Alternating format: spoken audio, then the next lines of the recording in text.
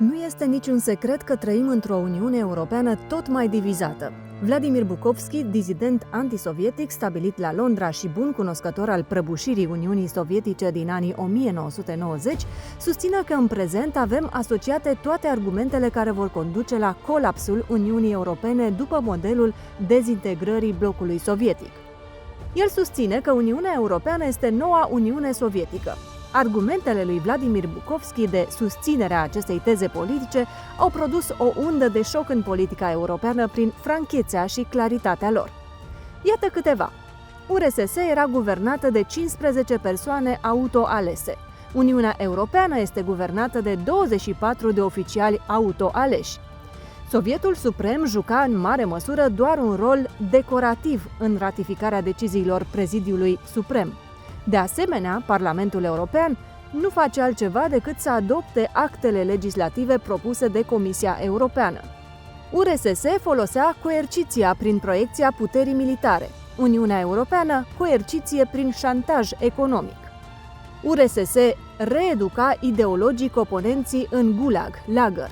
Gulagul Bruxellesului este intelectual. Autorii opiniilor diferite de cele oficiale, precum chestiunile de gen și nu numai, sunt ostracizați.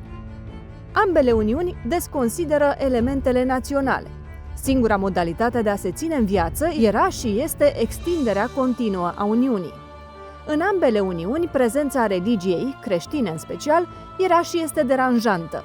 Prăbușirea Uniunii Sovietice a venit prin decăderea economică și etnică continuă.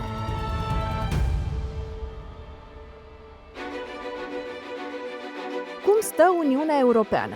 În 2008, economiile Uniunea Europeană și Statele Unite erau cam la același nivel, dar de la criza financiară globală și până în prezent, cele două economii au evoluat complet diferit.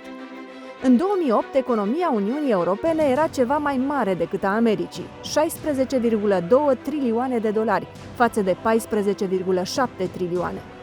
Până în 2022, economia Statelor Unite a crescut la 25 de trilioane, în timp ce economiile combinate ale Uniunii Europene și Marii Britanii au ajuns la 19,8 trilioane, au explicat Jeremy Shapiro și Gianna Puglierin, de la Consiliul European pentru Relații Externe.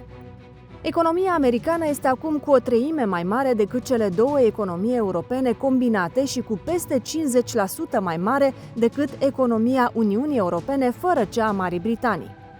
Europa a rămas în urmă în aproape toate domeniile. Sectorul tehnologiei din Europa este dominat de firmele americane. Primele 7 cele mai mari companii de tehnologie din lume sunt toate americane. În top 20 se află doar două companii europene, ASML și SAP. În clasamentul celor mai bune universități din lume, Uniunea Europeană are o singură instituție în primele 30 de locuri.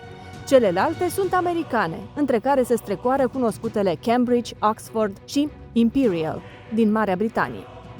Sunt acestea argumentele reale ale unei viitoare dezintegrări europene după modelul oferit de Vladimir Bukovski? Proba timpului va demonstra dacă Uniunea Europeană o va lua-o cumva pe urmele Uniunii Sovietice. Însă, aparte de testul timp, mai este ceva care ne pune pe gânduri. O profeție care vine din vremurile străvechi, din secolul al V-lea înainte de Hristos și care și-a demonstrat credibilitatea, necontestată de nimeni până acum, prin claritatea descoperirii succesiunii imperiilor și națiunilor în istoria lumii, aduce argumentele unei scindări europene, argumente care, chiar dacă cineva ar dori, nu pot fi trecute cu vederea. În Biblie, capitolul al 2-lea al cărții Daniel revarsă către cititorul perspicace un întreg izvor de cunoștințe istorice, politice și religioase despre mult dorita coeziune europeană. Dacă ai văzut fierul amestecat cu lutul, înseamnă că se vor amesteca prin legături omenești de căsătorie, dar nu vor fi lipiți unul de altul cum fierul nu se poate uni cu lutul, scrie în Daniel capitolul 2. Descifrarea acestor adevăruri profetice a intrat într-o linie dreaptă și nu mai poate fi ignorată de nimeni astăzi.